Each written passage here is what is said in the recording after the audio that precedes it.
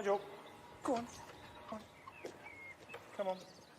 In the 21st century, we now embrace wildlife and encourage it into our garden. But 300 years ago, everything was very, very different. Gardens were a sanctuary to keep nature at bay, and they were ordered and controlled. And then came perhaps the greatest revolution in the whole of gardening history. The landscape at large was embraced and included on a scale that is almost unimaginable. On my journey through the past 400 years of garden history, I've so far looked at the 17th century and discovered the secrets behind the tightly controlled formal gardens created as a display of their owners' wealth and power, as well as some hidden messages that revealed their true beliefs. I'm now moving into the 18th century, which saw a radical transformation of these grand formal gardens. I'll be discovering how and why these new landscapes were created and who was behind them. He's an artist, I guess. Yeah. Although he bet he never saw himself like that. I'll be getting some hands-on knowledge of the techniques of the century's most famous gardener, Capability Brown. Go! I'll celebrate the work of the maverick William Kent, who preceded Brown at the beginning of the century. This really doesn't feel like the entrance to one of the greatest gardens in the world, does it?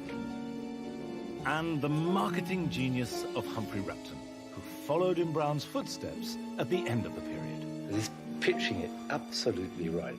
Everybody always wants a certain degree of magnificence. I believe that gardens are every bit as important as the buildings that we live and work in. And if we can unearth their secrets and listen to their stories, we get a unique insight into our history and what makes us the people that we are today.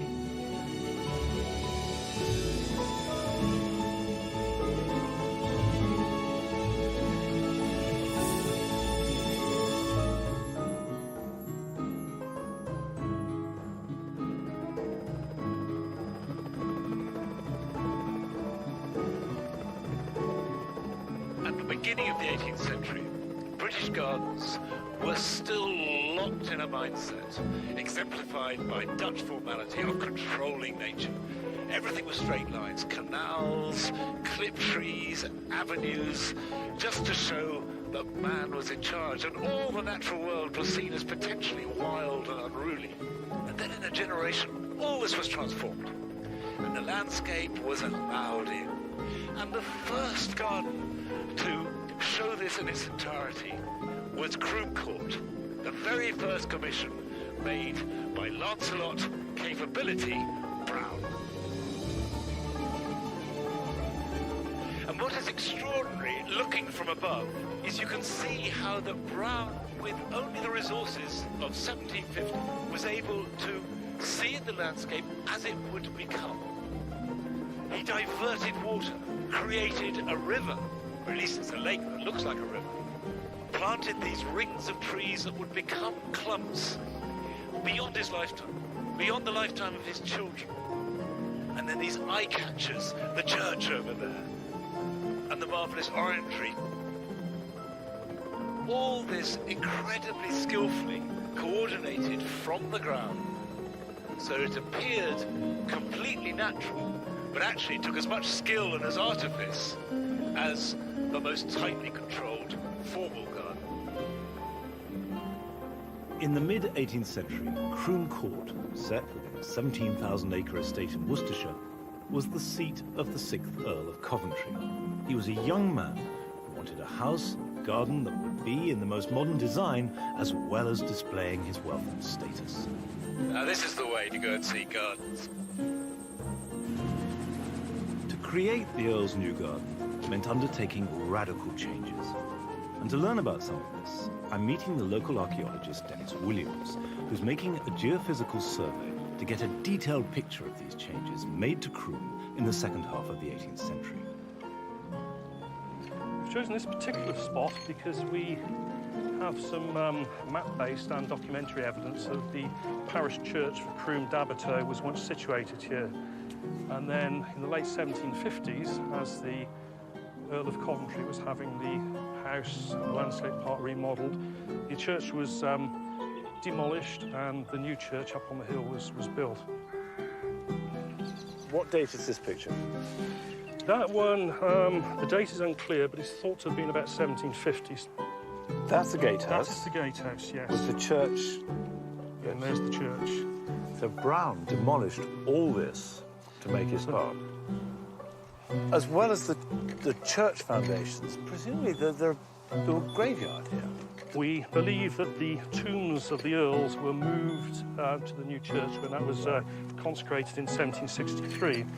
So the Coventry family were all taken up, lock, stock and barrel up there. Well, certainly the earls, we don't know whether the countesses were all moved. That's something we're very uncertain about. They wouldn't have moved the countesses, Not necessarily, one would have thought so, but the documentary evidence is not clearly there to state that that were the case. You realise there was a kind of ruthlessness about making this garden and other landscape gardens. Because a parish church, you know, this is something that had been there for hundreds of years, razed to the ground to make way for grass. To the modern sensibility, that's appalling vandalism. But it was the brave new world, it was the way ahead. Out with the old, in with the landscape.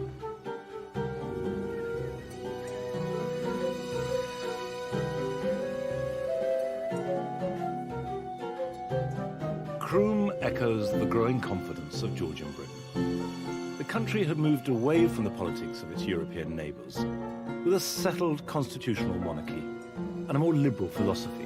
And this was expressed in a style of garden that dispensed with formality and created a romanticised image of the rural Italy.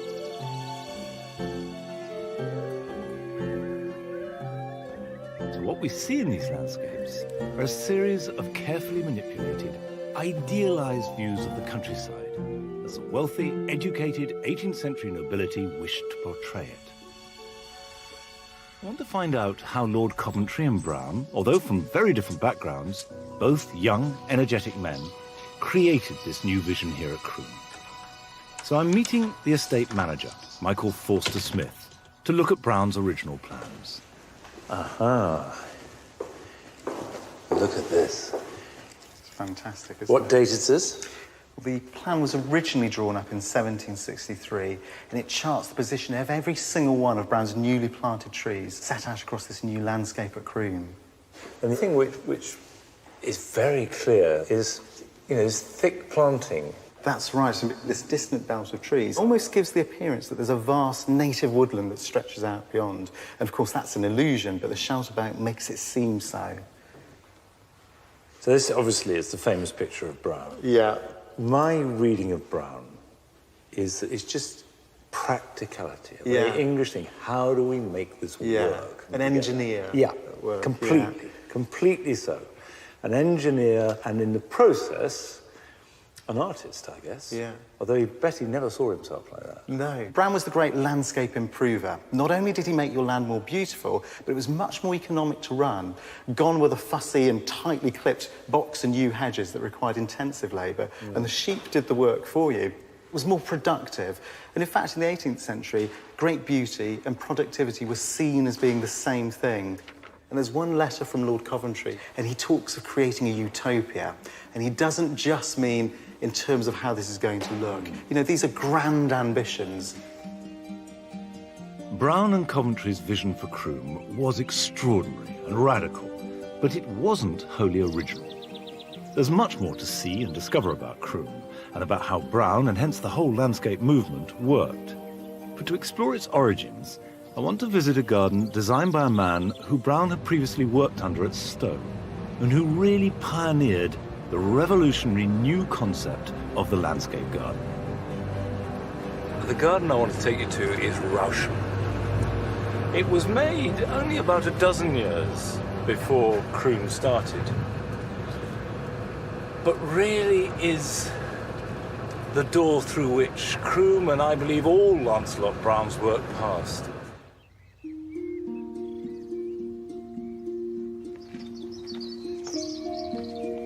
Rousham in Oxfordshire is the work of William Kent, whom I consider the great genius of 18th century garden design, and this is his masterpiece. It's still owned by the same family who employed Kent in 1738 to reshape the garden. And despite nearly 300 years of changing fashions and styles, Rousham has remained practically unaltered since the day it was completed. This is one of the great garden views. It's about a kind of gentle embracing of this soft, very British landscape. But it's manipulated because there's a folly up there on the hillside that looks like an old medieval ruin.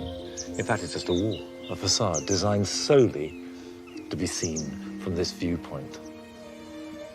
And another way that landscape was manipulated was with a new piece of garden architecture.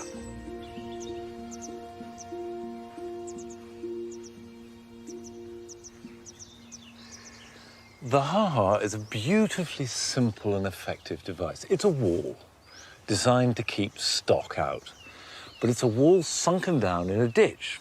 So from inside the garden, it was an unbroken view. You didn't see the barrier, you didn't see the ditch or the wall. All you saw was what you wanted to see, which was your prize animals, your wonderful trees you were planting, rolling out into the landscape. And it was incredibly liberating. It opened gardens out.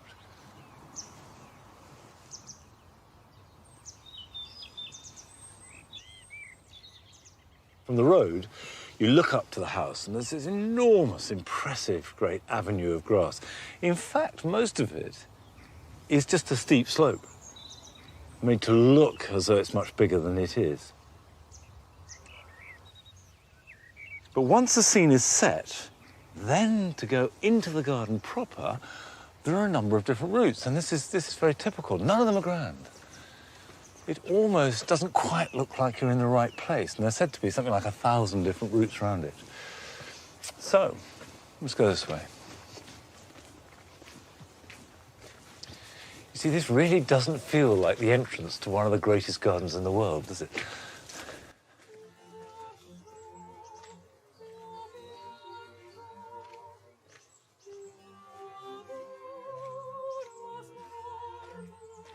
This garden is green. Every shade of green is played with. The light is green. You have this underlayer of laurel, and then you have yews, and you rise up and have the deciduous trees with the light just shifting and falling through.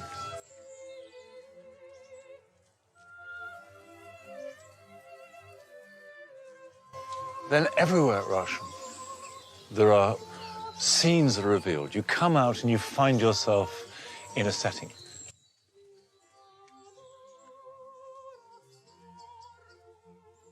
And of course, that's Kent's great genius. He was a stage designer, really. And you become the actor. You perform on it.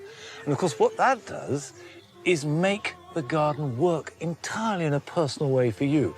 Every time is a fresh performance. So instead of looking on and admiring it like you do in so many gardens, you breathe life into it. And that's magic. That really is special.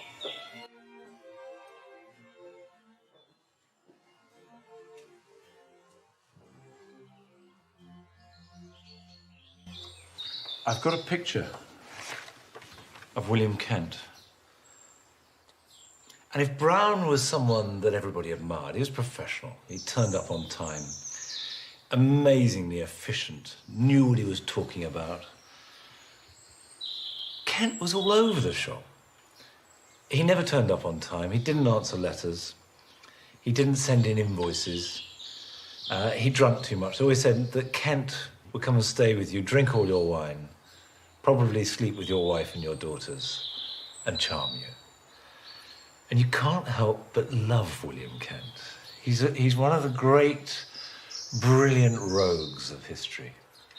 The accusations against Kent, and he's not universally admired, are that he really just added embellishment to good work that was already in place. But The touches that he added transformed everything that he touched.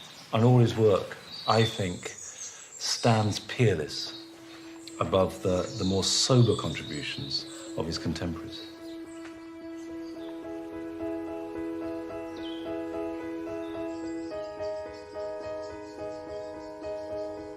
William Kent was heavily influenced by a stay of 10 years in Italy, where he studied and trained as a painter and absorbed every facet of art, architecture, and decoration.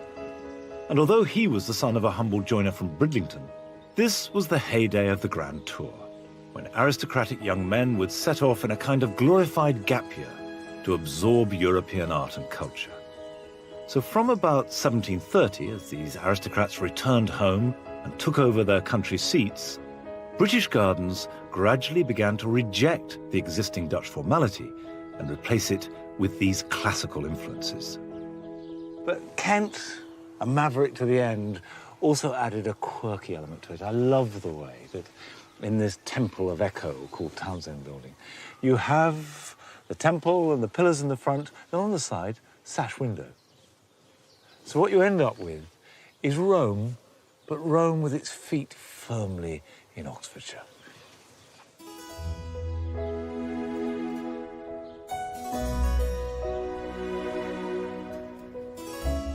And Kent was more, much more, than just a garden designer.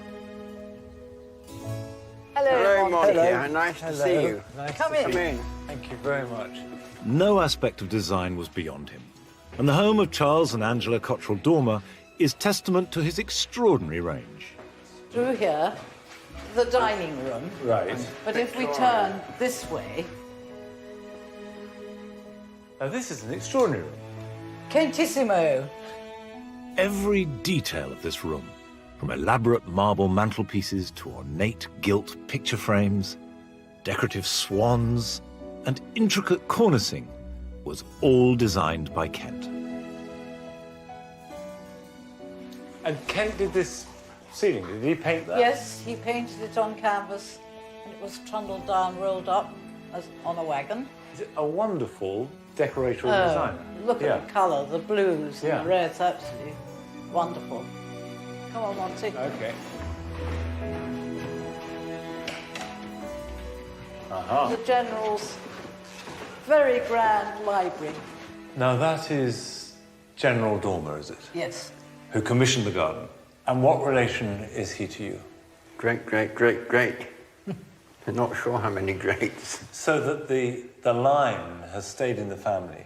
Oh, absolutely, yes. It does seem, I wonder if there are any other examples of rooms looking out onto a garden designed where the building has been designed, the plasterwork, the furniture, all designed by the same man. It is extraordinary. Did you know, if you come, did you know, oh, just see it through there, the visitor's doorway, that was built by Kent, especially so that passers-by in the 18th century could visit the gardens. A great tradition in this country of places being visited. And Clary, the head gardener, he got £60 a year in tips, which was a great deal of money. That's a lot of money, it is. And he was a wonderful chap. And she sacked him, Jane Caesar. Right. Why? Because she didn't like him getting the tips. So people have been visiting Rousham from the beginning? Yes. Yeah. The gardens, Yes. not the house. Yeah. Are you under any pressure to modernise? Oh, no. No. What for? You can't hurt it if you respect its spirit. It tells you what it likes and what it doesn't. Rousham brilliantly displays how Kent included the landscape to make an idealised image of the English countryside. Brown was a pupil of Kent's, and as I return to Croom, I can see just how much he was influenced by him. But he took Kent's ideas a step further, to create gardens that didn't just use the natural landscape as part of the design, but embraced it for as far as the eye could see. Of course, Brown was a genius at manipulating the landscape and creating this harmonious whole. But his real contribution that was unique was the park. Until Brown, the park was still really the remnants of a medieval deer park, an area that was fenced off, that deer were kept in, that you hunted. But Brown took that idea and brought it to the walls of the house. Now, Kent had included it, but it was at a distance, it was a view. And Brown brings it without halt, and then filled it with elegant trees, so that the space became managed and gardened. This is a garden as much as anything else. But of course it appears completely relaxed and natural, and critically, grand. Of course, Brown knew that as well as being beautiful, the wildflower meadow also provided valuable hay. But cutting this great sea of grass had to be all done by hand, using a scythe, and this was hard and extremely skillful work. And although I've often used a scythe over the years, I've never really mastered it. So I'm hoping that Martin Kibblewhite, still scything regularly at 87 years old, will be able to share its secrets. It's like a saw. You're actually swinging the blade in an arc. It's actually following the arc. Right. You're not actually, you take very little. Let's see if I can find a bit to do here.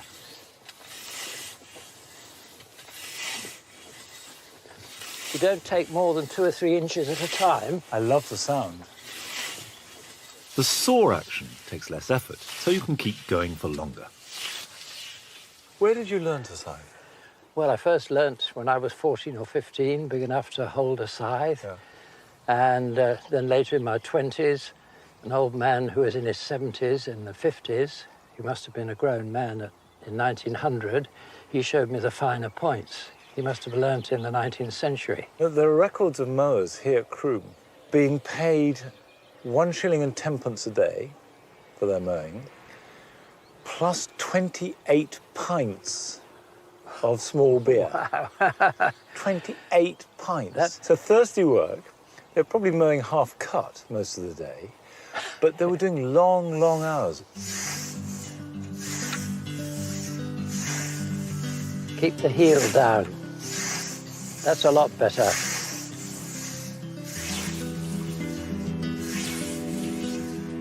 Now, we know from the records here at Croom that this meadow was cut by 28 mowers. So to maintain Brown's landscape took an army of skilled men and women working long hours for days and days. We tend to romanticize the work that was done by the whole landscape movement and the parks that were created.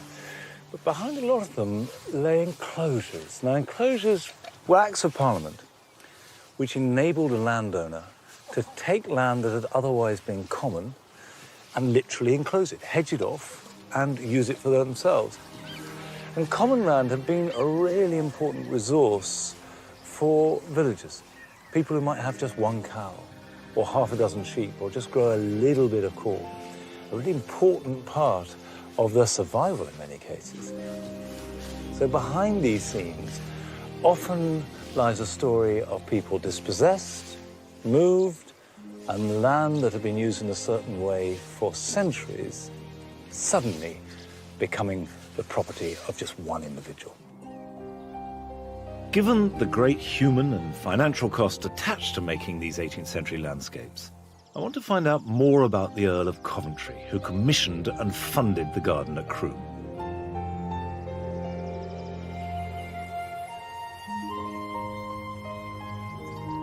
The Earl has been described as a proud, argumentative, and not altogether attractive figure.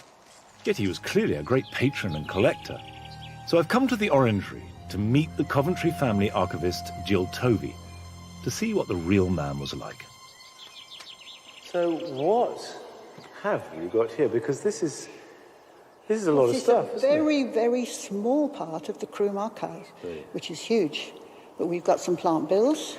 25 white raspberries, 12 pineapples, cantaloupe melon. This is a huge plant list. Yeah. Which would have all been quite rare and interesting. I mean, they're expensive. Indeed. How much did he spend on his garden? Well, on the garden alone, I'm not really sure, but on the whole project, it's been estimated is equivalent to 28 million these days. So a lot of money.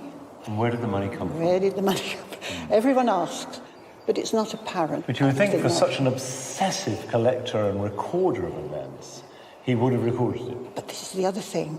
He doesn't keep any of his private letters. But he kept all his receipt. business. Exactly. But there's no clue as to his private life. What little we do know is full of tragedy. He was 28 when he inherited the title. A single man, so the first thing he needed was a wife, of course. So he chose the most beautiful woman in London, Maria Gunning. The new Lady Coventry was already famous for her extraordinary beauty, which was said to make grown men faint before her. But in keeping with the fashion of the day, she wore a heavy layer of lead and mercury-based makeup, which caused blood poisoning and began to eat away her skin. It's reported that she would only have the light of a tea kettle in her room because she was so devastated by the sight of her face. And this is a woman who'd been the most beautiful woman in London. So sad. Marat died at the age of 29, leaving the Earl with 4 children. But his relationships with them was at best fractious. He disinherited his eldest daughter for her choice of husband, and his son and heir George was banished from Croom when he also married against his father's wishes, Coventry even refusing to speak to him when he was blinded in a hunting accident. That says something about this man that we glorify because he did a wonderful thing at Croom, but at the same time there was a dark side to him. He was rigid, cruel, Yeah. and unbending. Yeah, you could say that. It seems that Coventry had a closer bond with his garden designer than his own kith and kin, giving Brown the friendship he was unable to offer his children. And it was his work at Croom that paved the way for Brown's spectacular career, and saw him subsequently work on over 170 different projects across the country. The success of Croom meant that Brown's fame quickly spread, and one of the grandest places that he came to was here at Chatsworth.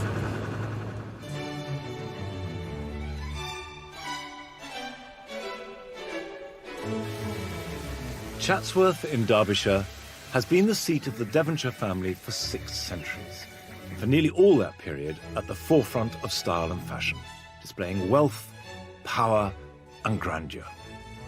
By 1759, 7 years after his work at Croom, it was already one of the great gardens of Britain, and the perfect setting for Brown to add his own distinctive stamp.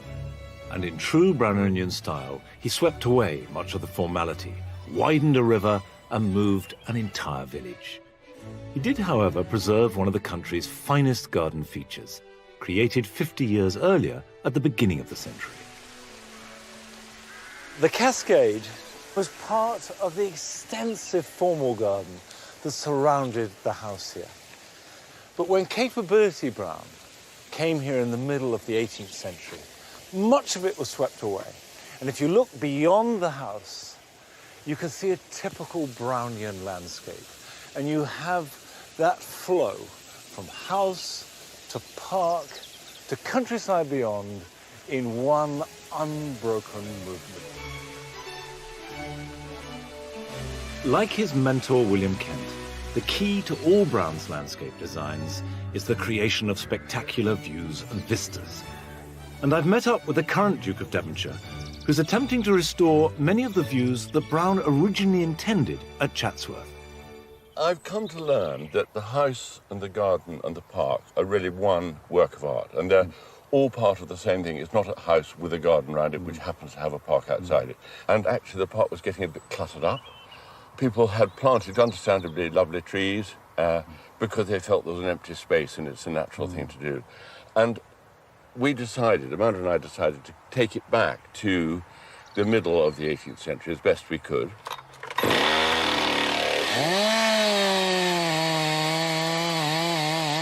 Today, the Duke is having an oak tree cut down to reveal a long-lost view.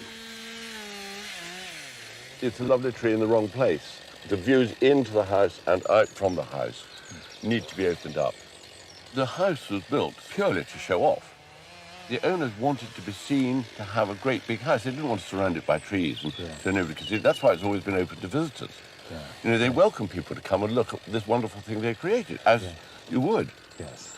So you're freeing out the views from the house and you're freeing out the views to the house. Absolutely.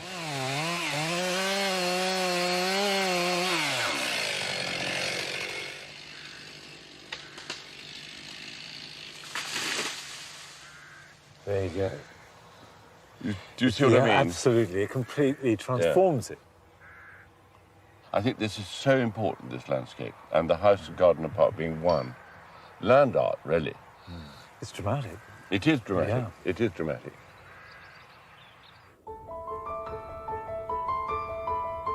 Financed by growing colonial trade and industrial development, by the 1760s, any self-respecting landed gentry were creating their own landscape garden.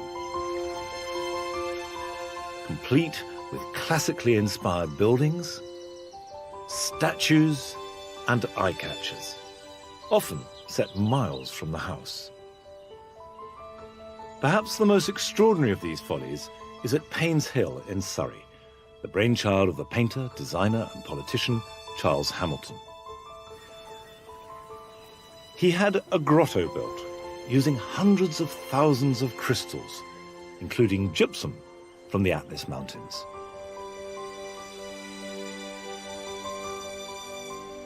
Hamilton had been inspired by his own grand tour to Italy, where the ornate grottos were a key feature of every Renaissance garden.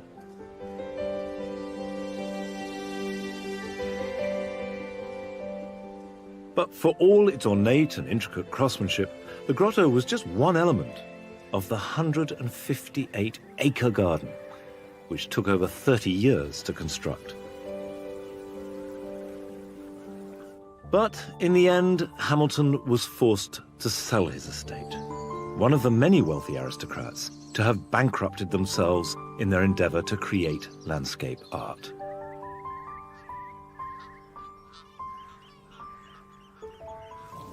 The sheer scale of maintaining these vast gardens meant that in time, many were turned back to farmland. And this is what happened to Brown's garden at Croom Court, until the National Trust came to the rescue in 1997. And overseeing its restoration is the head gardener, Catherine Ulker. I guess running a garden like this is a very different matter to running a more conventionally formal garden. Well, there's probably some similarities, but also quite a few differences. So this naturalistic style of gardening, you could argue, is even harder to attain. Now, why is that? Why is that? Because you're battling against nature constantly. Croom was originally called Segimia, and it was a marsh. And that marsh is constantly trying to return, and on a day like today, it's probably partly achieving that. The Earl of Coventry once described his estate as the most hopeless spot in all the land.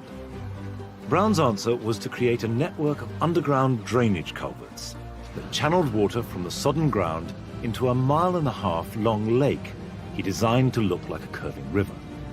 However, this meant massive earthworks, all of course dug by hand. But Brown did have a clever way of easing the workload. So when you're looking down the river from the house, the bits that you see are deliberately wide, and the bits which cross in front of you, which are not in the views from the house, are much narrower. So he's obviously thinking of the workers. And that's where Brown, he was just this very practical man, wasn't he?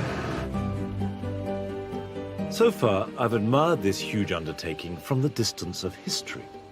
But I want to get inside the practical reality of creating an artificial landscape like this.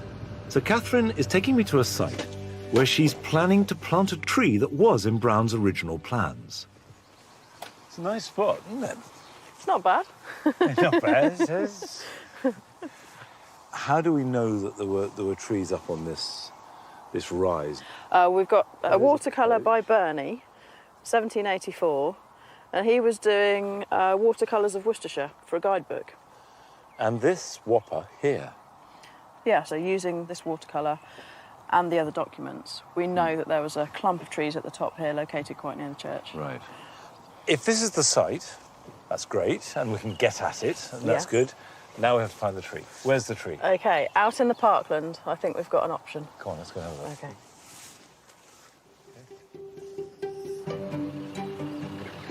Most of the trees here would have been planted from seed or as saplings. But Brown was well known for planting mature trees for a spectacular instant effect.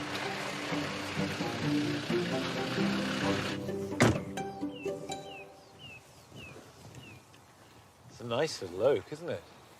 Yeah. It's little until you have to move it. Yes. I think it's quite an exciting challenge. I think that is a challenge. It is a real challenge. Yeah. I mean, it's one thing to move it and another to keep it alive. So I think that's a big challenge. And I cannot believe that Capability Brown would have tried things much bigger with the equipment he had. We can't move the tree until autumn, when the growth stops and it goes into winter dormancy. And this gives us a little time to prepare the equipment that we'll need. So I'm meeting up with Russell Stringer, whose students at the Worcester Design and Technology College are going to build me a horse-drawn cart, based on images of the equipment that Brown himself would have used. This one here, moving really quite a large tree. And we can see from the figures and the horses, the size. I actually think it's quite fanciful, because those roots, if you had that much bare root, the tree would die. Yeah. I think they've exaggerated that exactly. a little bit. And I think this is much more the type of thing, and much more the scale. Yeah. It tips up and is held, and there it is being moved. It's not a complicated piece of machinery. I mean, the wheels are going to be the sort of the main problem, but you've got to bear in mind the weight of the tree. 2-inch wheels will take 2 ton. Well, 3-inch wheels, 3 ton. Really? 4-inch wheels, That's 4 interesting. ton. So that's a sort of thing we need to sort of bear in mind, the size of the wheels to take the size of the tree. Okay. For all the manpower and ingenuity involved, transforming the landscape at Croom took a generation. Brown never lived to see his vision completed. He died in a Mayfair street in 1783, apparently having just met his old friend, the Earl of Coventry.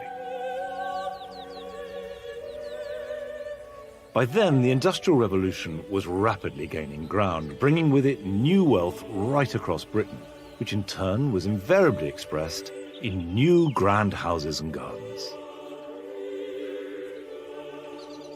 The Earl of Coventry lived on at Croom well into the 19th century, and even in his old age, commissioned new sculpture for the house and garden, using a technique that had become all the rage in Georgian high society.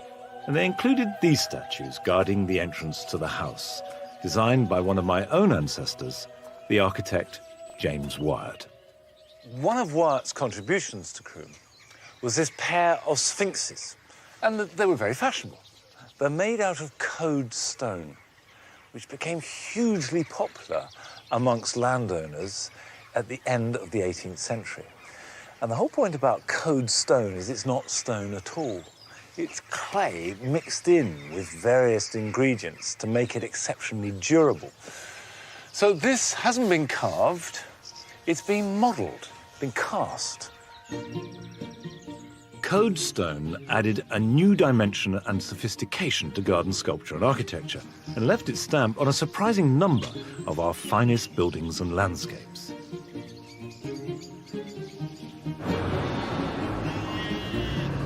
I'm fascinated by this code production.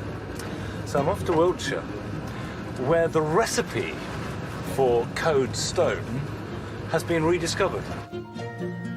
The original workshop ceased production in 1837. Hello. And it took years of trial and error for the sculptor Stephen Pettifer I'm Steve. Steve. Very nice to meet you. to uncover the secret of the code formula and technique. Is this all repairing stuff that was made in the heyday of code? No, it's a mixture of some repair work and some new pieces. Right. So this is a restoration job here. Hannah's making new pieces, and then this is a bracket off a building in London. Which building? Buckingham Palace. Right. Is there a lot of code at Buckingham Palace? A huge amount. Oh, that's written on there.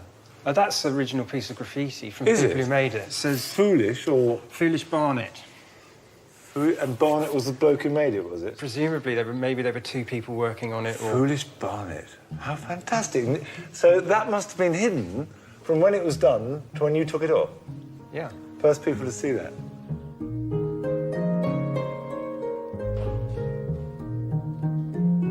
Code sculpture was made using moulds, which is both much faster than carving a block of stone and also meant that the mould could be reused many times. However, the main advantage of code over carved stone lay in the extreme fine detail and the quality of craftsmanship that could be applied to the clay. If I wanted to order a pair of tigers, what would it cost me? 16,000 for the pair. 8,000 each. Wow. This is not a poor man's stone. No. They were held in high regard by the architects of that time. You know, actually in clay, we can really push the detail and the undercuts and be really extravagant with it. Whereas in stone, it's harder. So presumably, say, take this here. This keystone. Yeah, that would be really difficult. If you look at the detail in here, would be very tricky in stone, wouldn't it? Exactly. Yeah. You wouldn't do that in limestone. Stephen explained to me some of the secrets of this extraordinarily versatile and durable material. This is the clay. We have lots of different blends. Okay. Is this a secret, by the way? Are we allowed to, do you want to give away the blend? I'm not that secretive about it, because ultimately it's the sculpting that's that's difficult. That makes it hard to produce. So let me have a look at that. So I can see the little bits in it, little white bits. And what you're looking at there is this, which is called grog. Code is a mixture of fired-up ceramic grit, powdered glass, sand, and ground flint. But then you treat it like clay. Yes. You model it like clay, you fire it like clay, yeah, and it goes through. But it will weather and last much better than normal terracotta. And some stone. Oh, yeah, I mean, lasts a lot longer than any limestones. Right. And marble. Really? Longer than marble? Yeah. See, to a layperson... A lot longer. That is an incredible fact. It's an incredibly hard material. Producing these finished works is highly skilled, but to get a feel for the process, I'm going to help make a Georgian keystone. Right. So this is... Are these all part of the same mould? Yeah, this completes one mould.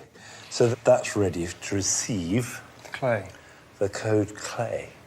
So we just take handfuls and push it in? Yeah, but yeah, basically. What I would do is... Basically means politely no. Well, yeah, we need to be careful. So I'd identify the fact that the nose is quite deep and undercut, so you need to make sure initially that we get clay into there. OK, so that's the first bit. Just push it in with your thumb, make sure it gets right into the bottom. You can maybe just use 2 fingers to go into that forehead. You've got to get into the corners. They're sometimes quite difficult. You need to actually make real attention to that corner. Of course, it's absolute joy working clay. You know, it's a lovely material. You're doing very well, Monty. Definitely give you a job. The success of code is remarkable for the fact that in an age dominated by men, it was the brainchild of a woman, Eleanor Code, who was a brilliant businesswoman and quickly made her company a household name.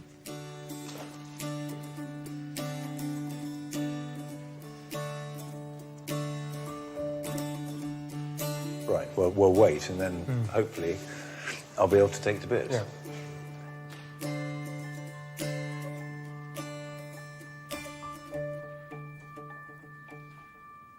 Mrs. Code was obviously a business genius, but she was lucky. Because by 1770, there was a lot of new money, and this money was generated by industry.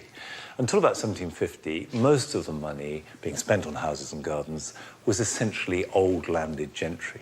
But by the end of the 18th century, all this new wealth developed from the Industrial Revolution expressed itself in new houses, new gardens, new ornaments.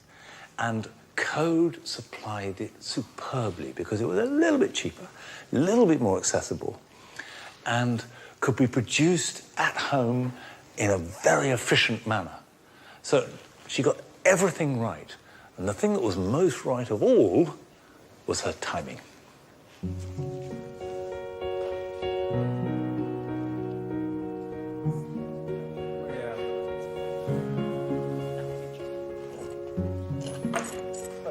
Yeah. Can I So, just put it yeah, apart? take one half off and then...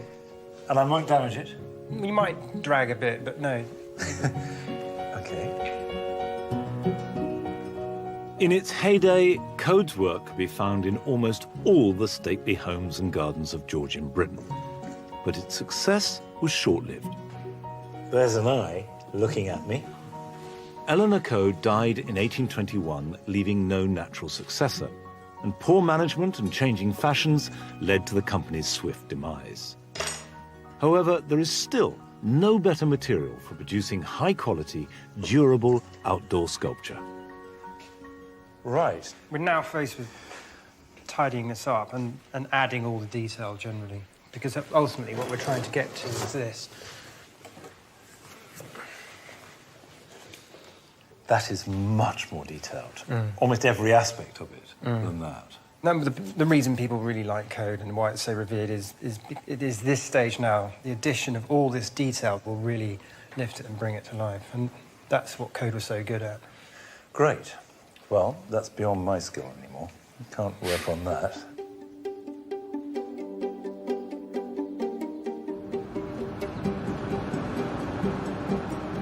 Just as Code profited from the building boom of the late 1700s, the next generation of designers tailored the English landscape garden to the broader tastes of the industrialists and the businessmen who were pouring their new money into country estates.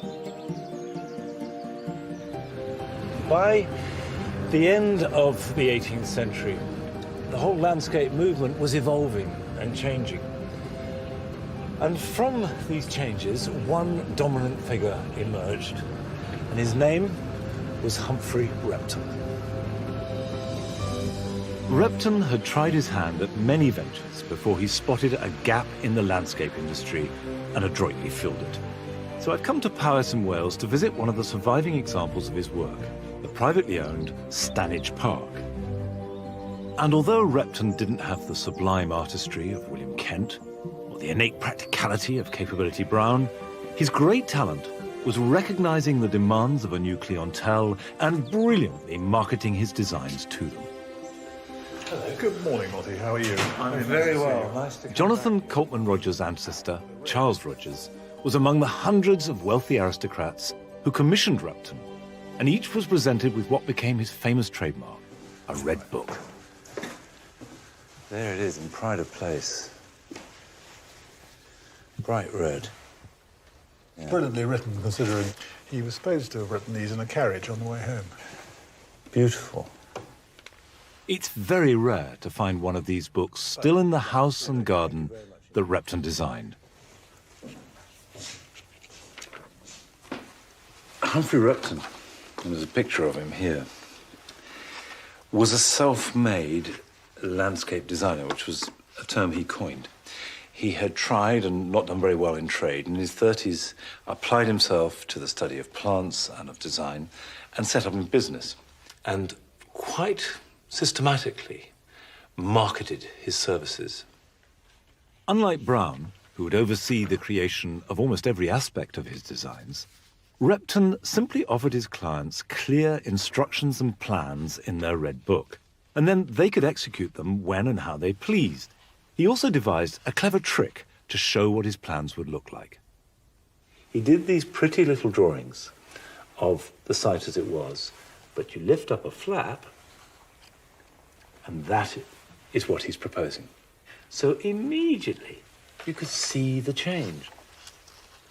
And here, the house, across, lift that up, and there's a lake and the new house, and the cattle and the deer grazing.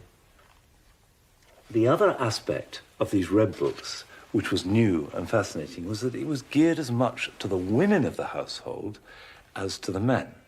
The men would still be paying for it, but the women would pay a very important part of it. So there's an awful lot of reference to domesticity, to flowers, to convenience. The watercolours are pretty, and the changes are delightful. And that's a much more feminine approach. And what I love is the three following principles: economy, convenience, and a certain degree of magnificence. It is perfectly pitching it absolutely right. Everybody wants to save money. Increasingly, people wanted to be able to live with a degree of comfort, but everybody always wants a certain degree of magnificence. Repton's success lay in his ability to appeal to a growing landed gentry, who by the late 18th century wanted a little less of the landscape and a little more of the garden. Capability Brown had parkland coming right up to the house, almost like a sea lapping at the door. What Repton did was hold the park at bay and established a kind of base relating to the house. So the house sat on a level area of gardens with straight lines, lawns, paths, and then the park would be approached. And you can see here that the wall is visible. It's not a ha-ha. There are markers, there's mown grass, there's a real delineation between garden and park. Repton was the last of the great landscape designers of the 18th century. It was an age that had witnessed garden building on a scale that exceeded anything before it in this country and has never been equalled since.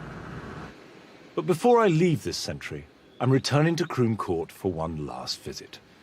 It's now autumn, and helped by a small team, we're attempting to replant an oak tree to complete Capability Brown's original designs, using only the methods and technology that were available to him in the 1750s.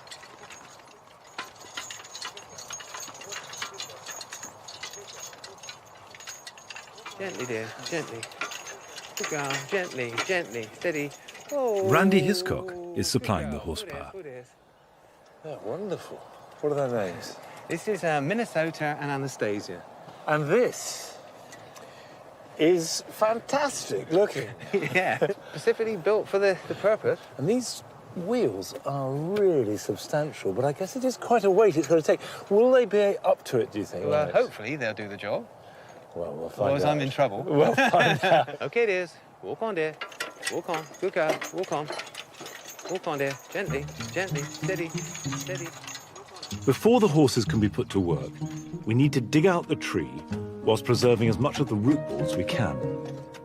But the soil is heavy and compacted, and it's proving to be a really difficult job. You can see we're using pickaxes, there's lots of people, the roots have been slashed, broken, and now, left like this, it would die, without any question. So speed and minimum damage is really what we're after. Before removing any more soil and damaging the roots further, we decide to try and use the cart as a lever to prise the tree from the ground. Very nice, beautiful job. Okay, let's start lowering it. Hold the rope, that's it. Someone else go on the rope. Pull it back a bit. Pull your wheel back that side a bit. Yeah, that's it. Now push, push, push. Okay. Right.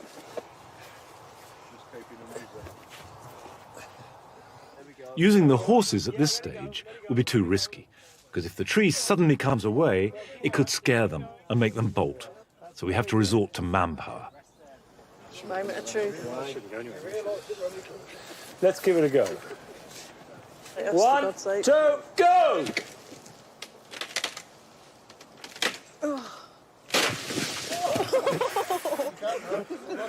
Yeah, yeah.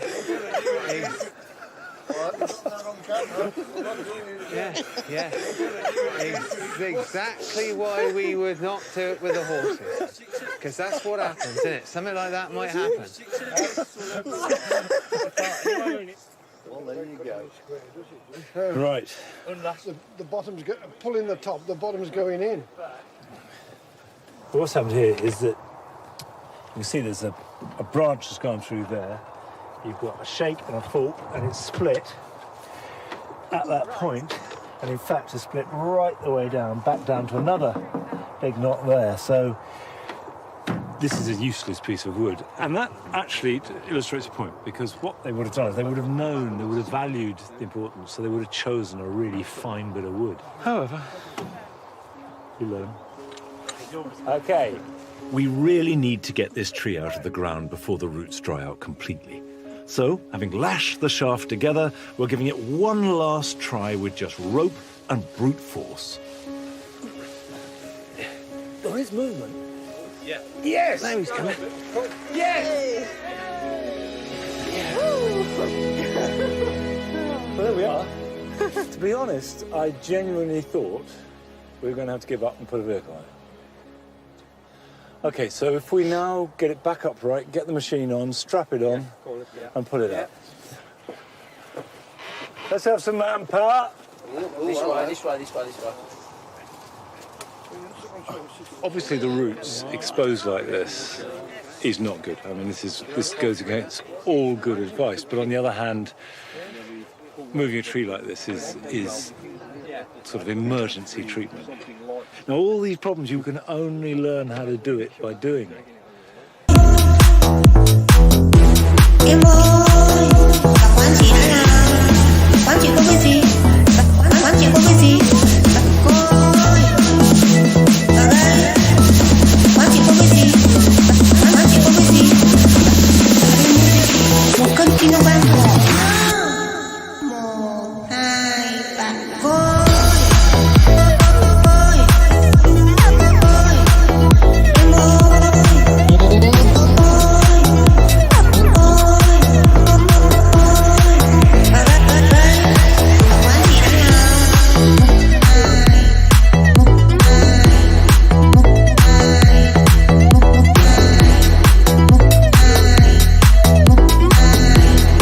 Doing it badly. And my guess is that to learn how to do this, they probably failed on 10, 15 trees before they really got the knack. And we're just having to make it up as we go along. Right. Gently, come on then, walk on. Good girl, walk on. Steady there, gently, good girl, walk on. Steady there, walk. Gently, gently, gently. If nothing else, today has increased my respect for the amount of work in making these landscapes. This is a modest tree. Moving it has taken about a dozen of us all day, with lots of trials and tribulations, and the chances of success are fairly slim. Yet, this was a tiny aspect of making these landscapes. Lakes were dug, rivers dammed and moved, land was reshaped and formed, and the fact they dotted around a few mature trees really didn't amount to much when you'd had to do all that massive amount of work. It really does go beyond anything that we experience today, let alone without any machinery of any kind. A little bit more. Very good.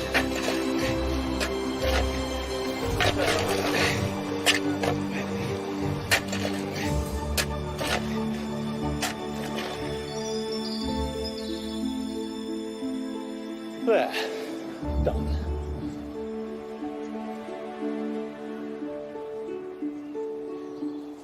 The landscape movement was based upon the fashion for an idealized countryside. But by the end of the 18th century, it was going out of fashion because the world had changed. Big new technological developments, big new cities, new ideas demanded new styles of gardening. But that is another story.